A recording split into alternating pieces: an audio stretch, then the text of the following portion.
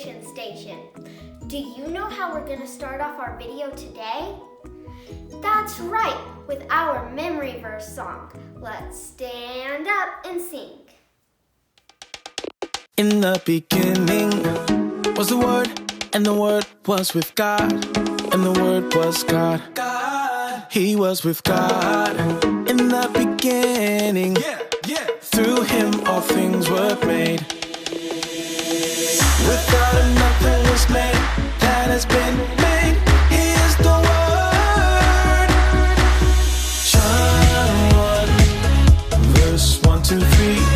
Verse 1, 2, 3. John 1, verse 1, 2, 3. Verse 1, 2, 3. In the beginning was the Word, and the Word was with God, and the Word was God. He was with God in the beginning.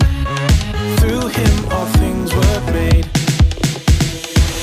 Without Him nothing was made that has been made. He is the Word. John 1, verse 1, 2, 3. Verse 1, 2, 3. John 1, verse 1, 2, 3. Verse 1, 2, 3. Hey Creation Station friends, Miss Polly here, and we're back with story time. You know, this week I was at my house and I did a cool little experiment with my daughters that reminded me the story that we're going to learn today. Do you want to see the experiment? Let's watch it together and then we'll talk about the story.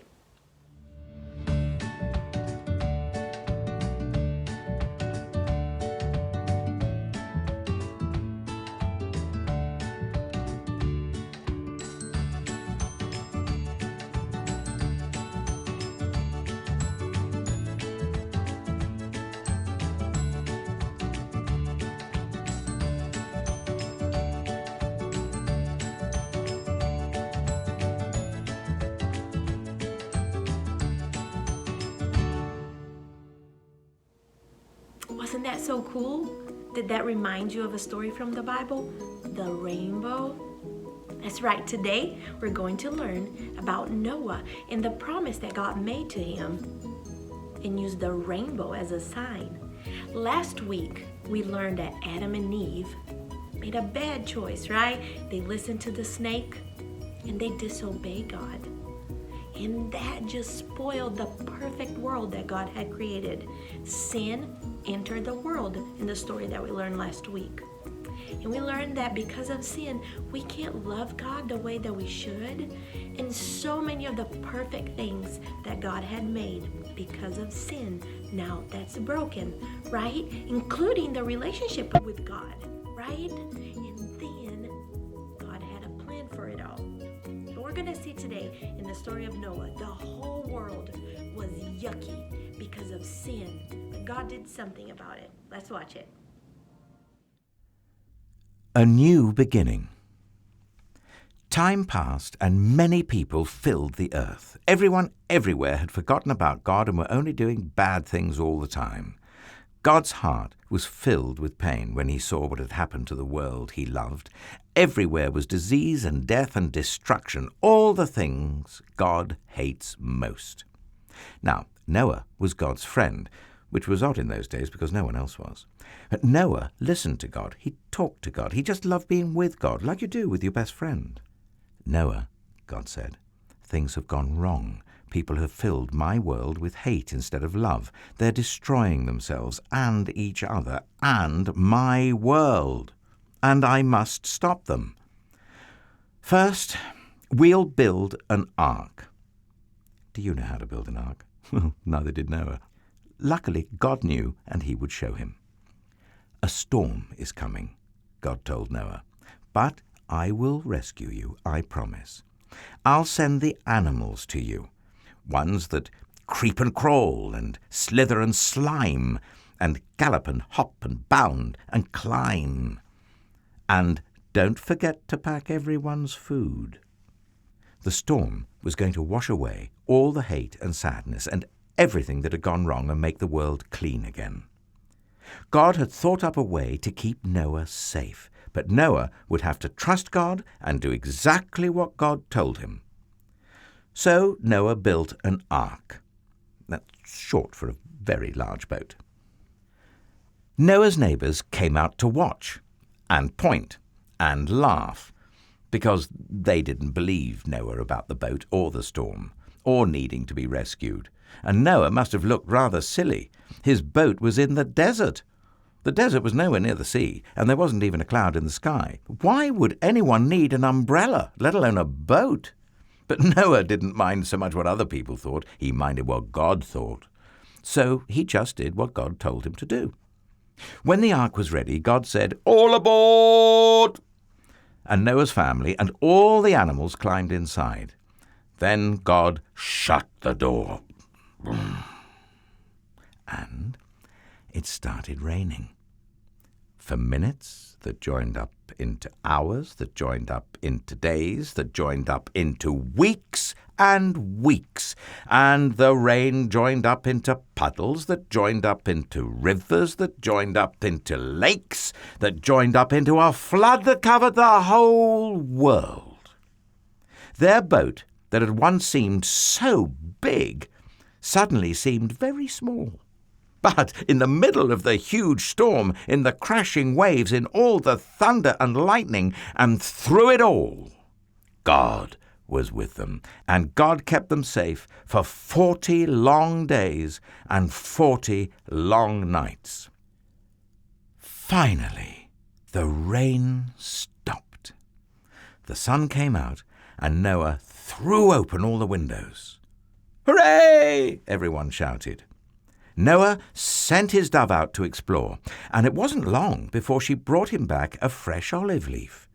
Now, everyone knew exactly what that meant. She had found a tree and land. The water was going down. At last, the boat landed quite suddenly on top of a great mountain. As soon as it was safe, God said, "Out you come!" And so they did, everyone skipping and dancing onto dry land. The first thing Noah did was to thank God for rescuing them, just as he had promised. And the first thing God did was make another promise. "I won't ever destroy the world again." And like a warrior who puts away his bow and arrow at the end of a great battle, God said, "See, I have hung up my bow in the clouds." And there, in the clouds, just where the storm meets the sun, was a beautiful bow made of light. A rainbow. It was a new beginning in God's world. It wasn't long before everything went wrong again. But God wasn't surprised. He knew this would happen. That's why, before the beginning of time, he had another plan. A better plan. A plan not to destroy the world, but to rescue it. A plan to one day send his own son, the rescuer. God's strong anger against hate and sadness and death would come down once more, but not on his people or his world. No, God's war bow was not pointing down at his people. It was pointing up into the heart of heaven. So we learned in the story today that the whole world was changed, right? In the first story that we learned, the beginning of the world, when the world was created, everything was perfect. But because of sin, everything changed, right? Adam and Eve had to leave the Garden of Eden, that perfect place that God had created. Their relationship with God had been broken, and now everybody in the world, they didn't love or obey God.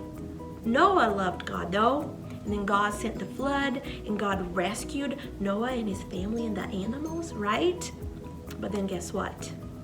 It all went yucky again. But we know that God had a bigger plan. He was going to send somebody else that was going to rescue the whole world. Do you know who that is? Yes, you do. That was Jesus, right? Remember, every story in the Bible whispered his name. It points to him. Good job. So here's what's going to happen. Today you're going to get to take this home. It's a take home, and it has some questions here, and it talks about what you learned about Jesus, and then another verse from the Bible, and it shows that the story that we learned today. Let's see if I can. Oh, there you go. It's from the book of Genesis, the first book of the Bible. But let me ask you a couple of the questions that we have here. Let me see if you paid attention and if you know the answer. How were Noah and his family rescued? I'm going to give you two answers. By being super swimmers or by God? That's right. It was by God. God saved them. God rescued them. All right, question number 2. Why were Noah and his family rescued? Because they were good people or because God chose them? It's because God chose them, right? They loved God, but God chose them and he saved them. They were the chosen family. Question number 3. What does God promise Noah? That God would never again send a flood to destroy the world, or that God would give Noah fewer animals next time? That's easy. That God would never flood the world again. And he sent a big rainbow to remind us of his promise to Noah. Right? That was good. So today, later, when you go back to your classes and with your teachers, you're going to talk about what you discovered in the story about Jesus. We talked about it a little bit, so you should know. All right. So now is that fun time that we get to stand up and we get to sing and dance. Right? Are you ready? Let's worship.